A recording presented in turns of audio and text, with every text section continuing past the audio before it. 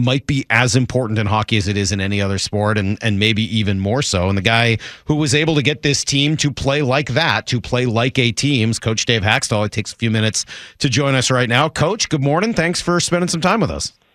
Yeah, good morning, guys. How are you this morning? We're doing great. We were just talking about hockey. We were saying it's got to be the ultimate team sport of all of the major sports here in North America. How much time do you spend thinking about team? Well, yeah, at the end of the day, I mean, it's all about that. It's everybody being able to do their part within that team structure. Obviously, everybody's structure is a little bit different. They're built a little bit differently, but for us, it was, it's a group that really relies on everybody. If everybody doesn't do their part, we're not built in a way that one or two guys can get us over the hump. So that for sure makes it the nature of the beast for us. It's all about the strength of our team. And a big day today is you're going to be able to add to your team 10 draft picks, obviously the first round tonight. Dave, how much time do you spend and get to spend actually looking in the rearview mirror of what you all accomplished this year versus this windshield that has trades and free agents and drafts that seems to never, ever stop? Yeah. That's a great question, because the reality is you spend a couple of weeks just decompressing a little bit and trying to get a perspective. And then, the past couple of weeks for me has been looking back on the process of the year and the results and, some of the successes, some of the failures, what we can do to be a little bit better.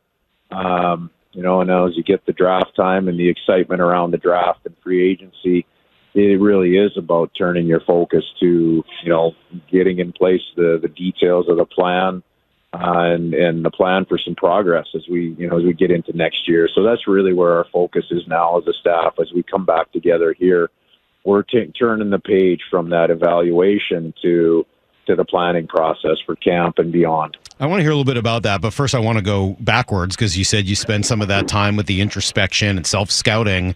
What did you learn about your team this year? And maybe even more specifically, what did you learn about them in the postseason?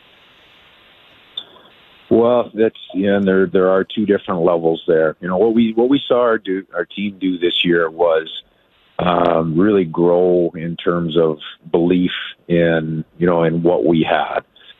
We saw a pretty motivated team and a pretty motivated group show up in training camp. The group knew that we were better on paper from the previous year, and they were hungry to go out and prove that on a nightly basis. And our guys did a really good job of doing that throughout the year. We went from a team early in the year that probably not a lot of people gave a lot of chance to have success, to a team that became well respected as we went throughout the regular season. And, as you earn that playoff spot, now it's all about trying to take advantage of that. And what we learn about our guys in the playoffs is that they have the ability to elevate their game to the playoffs and to the intensity level of the playoffs. And we had a few key guys that were leaders in that, but ultimately our entire group stepped up and stepped forward. So those are things that you never know until you're in that situation and have the opportunity to prove that you belong and prove that you can elevate your game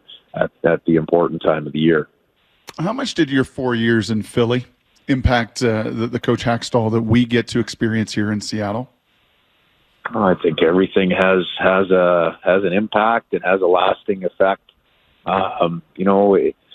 Philadelphia, it's I guess going into 9 years ago now. I stepped right out of college hockey directly into the National Hockey League. It had been, I think at that point, it had been close to 20 years since I had been in an NHL training camp when I had been there as a player. So a lot of things had changed. And, I grew a lot in Philadelphia. There's the importance of having great people around you, and I had that in Philly, so I was able to lean on them a little bit, but you still really have to figure out things on your own. So no matter how strong the philosophy is, sometimes the application and getting to the spot where you want to get to is a little more complex. So, I'd say I grew and learned a lot through the years in Philadelphia. Loved my time there. Still have a lot of great friends there. But you're always able to roll those experiences into, I would hope you're able to roll them into some form of growth and continue to to do the things that you do in a little bit more efficient way and a little bit better way. Talking to Coach Hakstol here of the Kraken, you talk about that system and sort of what it takes. What is the biggest key to your system? If somebody, like when you sit down with a new player day one and say, okay, here's what it's going to take to succeed in this system, what is the key? Well, number one, this time last year, we sat down, we looked at our team and said, we can win through depth. Our top players have to do a good job, but our depth is what's going to separate us. So we tried to really add in a few details to the things that we were doing that helped us do that. So if you look at our game, everything we do is about being quick, about being fast, about using the depth of our roster. And in a nutshell, without getting, too detailed on it, every piece of our system and all the parts of our game and the way we play are based on doing things with pressure and doing things quickly. And our guys really enjoyed playing within that system. They, first of all, they did a great job buying in and understanding the basic concepts, and they were really committed to doing it. And we did that throughout our lineup, and that's what led to some of the success that we were able to have. So I guess the follow-up I would have there is that because that's what you want, or is that because that's what you had in terms of the players? And I guess I ask that, I'll be more direct, because your depth was incredible this year, right? We talked about it constantly. Yeah. How many guys, you had a ton of second line guys on your team, on your third and fourth lines even. Yeah. But did you have that, unbelievable star that some of the other teams have? Is that something you want, or does that screw up the system, or does the system adapt depending on what you got? I believe the system adapts a little bit, but it grows as well. I believe the way that we play, as we continue to improve, as our roster continues to grow and improve, we can continue to be successful within this system and play this way. And I believe it's a system that our players will continue to enjoy playing. That usually leads to success. So I believe as our roster grows and strengthens, which it will continue to do over the coming years, we can continue to be successful within this and just improve what we're doing within the basic system. Coach Dave Hakstol here with us. We have become so aware through so much of the exposure of the NFL draft and the war room and the cameras in all of these war rooms and everything that's gone into the evolution of that draft for the last 40 years or so. Coach, take me, if you wouldn't mind, inside today for you guys. What does that look like with Ron Francis? What does that look like? And how involved is Todd Leiweke?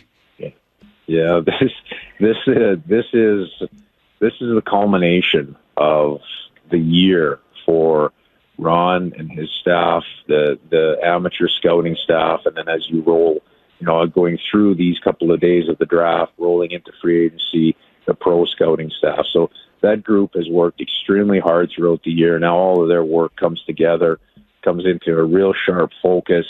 The organization and how highly organized they are in terms of being ready to, read and react on their feet when different things happen, throughout the timing of the draft is amazing.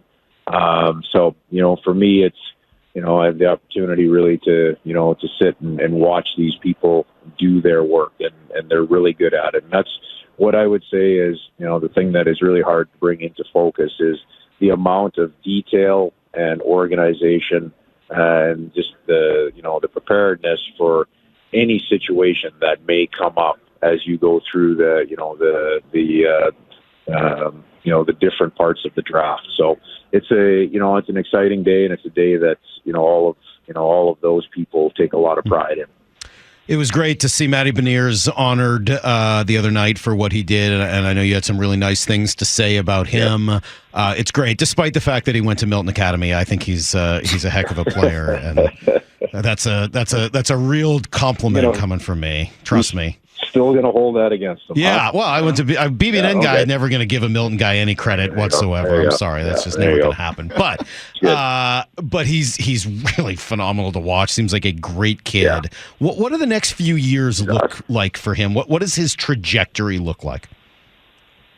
Oh, the sky is the limit, number one. And I think the other night when when he was announced as the Rookie of the Year, I can tell you the entire scouting staff was pretty fired up about that. And those are the little things that we talk about the draft. Like those people had so much invested, and to see Matty acknowledged as the Rookie of the Year, I think speaks well to the entire organization. But for Matty himself, I mean, this guy just shows up and works, and when you're around him, he's such an easy guy to be around. Everybody, his teammates love him. What are the next couple of years hold? The sky is the limit. He's going to continue to improve his game. He's just one of the guys that he's hungry to be good at everything. And sometimes you have to be a little careful with that because that's hard to do. But we believe he's capable of it. He's going to continue to be a real good player, in a two-way sense. So he's going to be that 200-foot guy. But we're going to really continue to see his offensive game grow as well. So it's going to be it'll be a fun pathway to watch.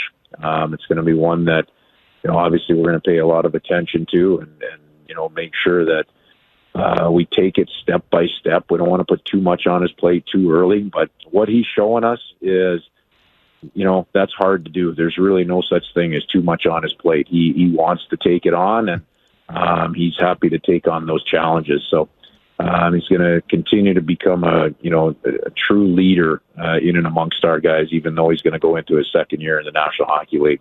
Can he be the best player on a championship team? I believe he can, and that's I say that not based off of just skill and ability level. I base that off of presence, competitiveness, intelligence, all of those elements that you bring together. And when a player has the presence that Matty does in and around his teammates, the answer for me is yes. I got two last quick questions here for you, Coach. Number one, do you got a sense and a feel for what this trade market, free agent market is going to look like here in this week, as it's already the trade winds have been blowing? Do you got a sense and a feel for where those are going? Yeah, there's a lot of interesting things that are, that seem to be, kind of hanging out there. And, sometimes you see, there's an awful lot of talk in the 48 hours, the 72 hours leading up to the first round, and all of a sudden nothing happens.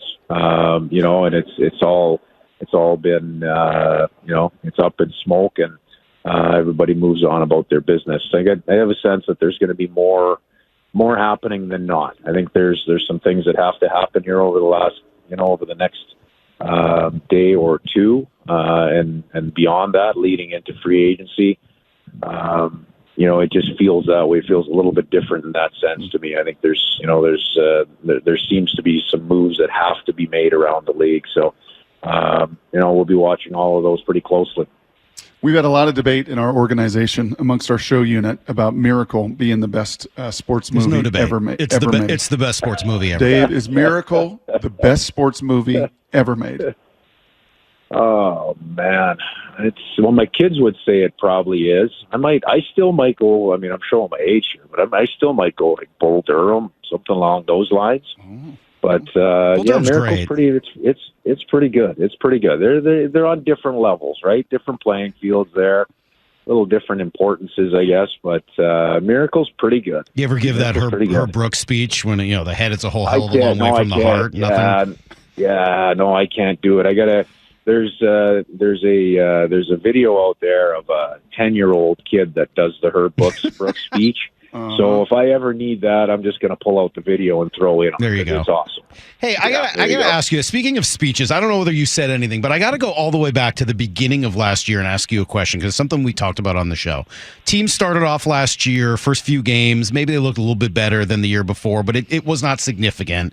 And you got down early at home against St. Louis. I don't know, it was 3-0, 4-0, something like that. I forget the details. Yeah. You called an early timeout late in the first period, something like that. And it seemed like, at least from the outside, after that timeout, the entire team and season turned around. What'd you say? Yeah, we turned that game around, and we needed to. You had that feel in the building, right? And that's you sense these different key times, and that was one. Things had gone the wrong direction. They'd gone quickly the wrong direction that night. We had to right the ship, and really, I mean, it's just about taking a breath and kind of getting the focus back. So in terms of the real words, I couldn't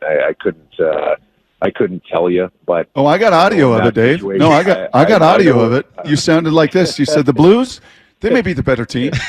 They could beat us 9 out of 10 times, but not tonight. Not tonight. Not this night. Not this night. Not tonight. There it is. See? That's all I needed. I needed that video clip of the 10-year-old kid right there. Okay? All right, last thing. Last thing for you, Coach. Give us the player that we don't talk enough about, but he makes your job easier. And we talk a lot about the stars on the team, et cetera. Who is the player on your team that we don't notice nearly enough, but he makes your job so much easier? That you don't notice? Boy, there's, I'll give you maybe one on the back end, and then one up front for sure. The guy on the back end, not for sure. I would say it's Adam Larson on the back end. I know we talk about him a little bit. I don't think we talk about him enough. I think he's the guy that's there day in and day out and does a lot of the heavy lifting for us, and is pretty darn good at it. The other guy that doesn't get probably enough talk is up front. I would either say Wenberg or Schwartzy. They don't typically draw the spotlight, but those guys are such key guys for us. They're smart. They're competitive. They make their lines better. This is fun. I like getting a chance to talk some hockey. We're going to have to do this again. Thanks for taking a few minutes with us here in the off season. Yeah. It's going to be an exciting couple of days with the draft tonight, tomorrow, and then free agency after that. And before you know, you guys will be opening up against Vegas again. So looking forward to it. Coach, thank you so much. Yeah, thanks for your time and for having me on. I appreciate it.